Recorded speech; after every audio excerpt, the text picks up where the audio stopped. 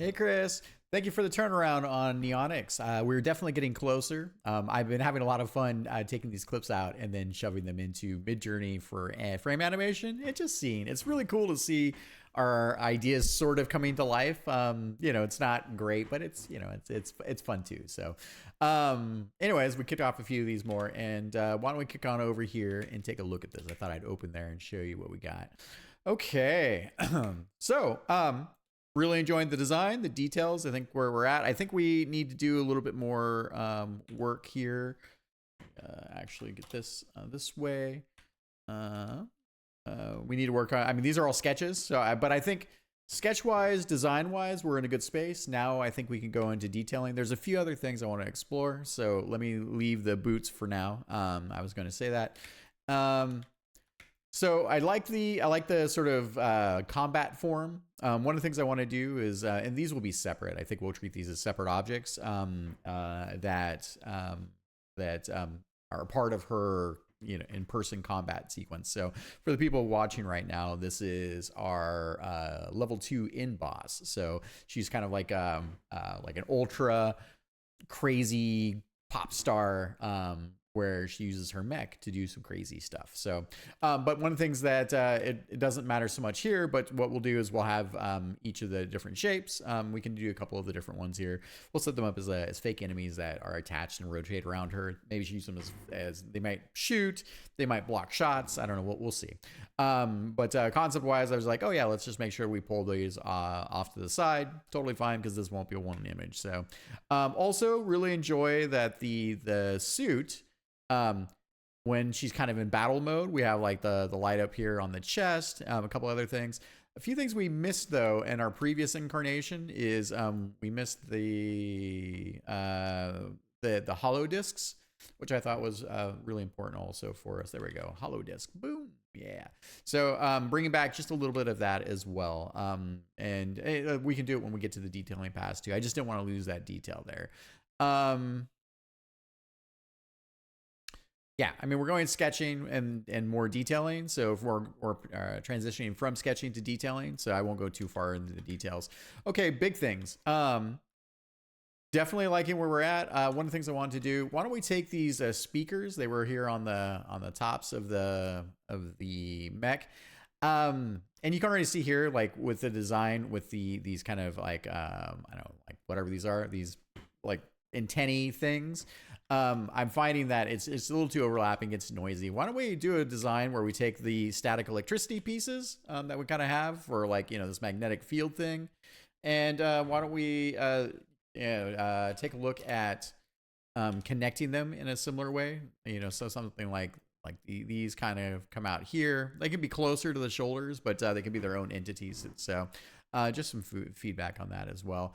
Definitely, we're going to keep our discs and what that looks like. This is really, really cool. I like this idea of this visualizer, this music visualizer. And I think that's probably the biggest thing right now, coming back to look at this machine.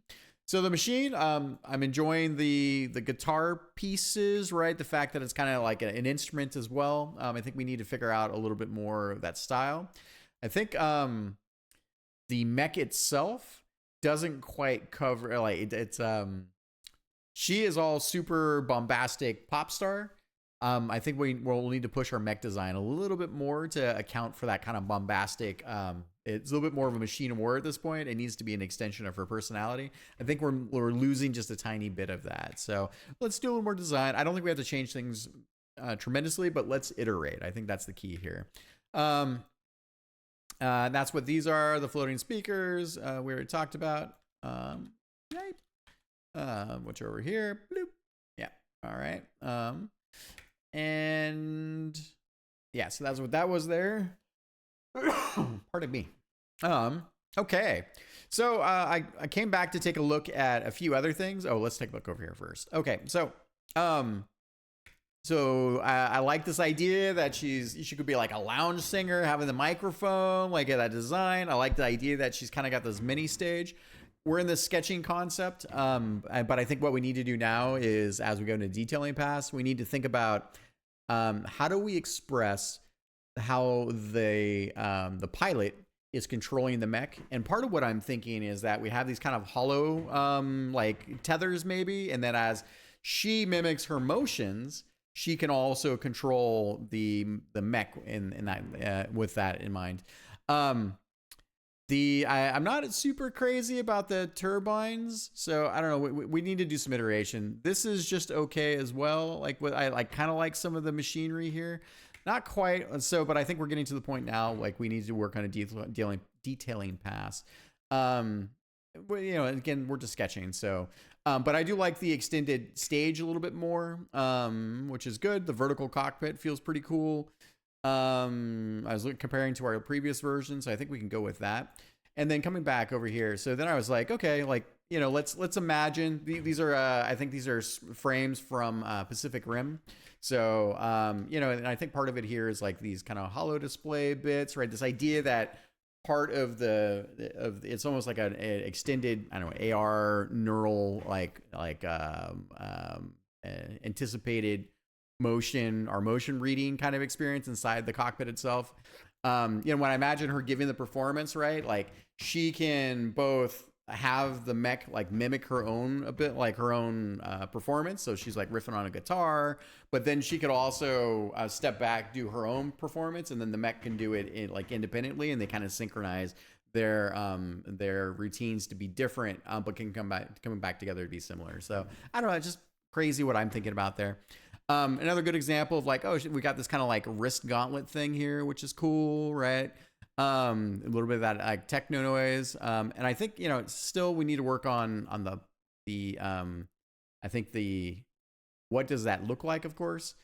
This isn't quite, I don't want to do this verbatim, but they did this like, you know, like this, I don't know, a circular gyro like thing here. Like this is kind of cool. I think that's a challenge for us. Let's just, we don't need to redo everything. Let's just start sketching out some different, interesting sci-fi sort of interfaces. I think I'll leave you with that. Otherwise, yeah, I think we're close.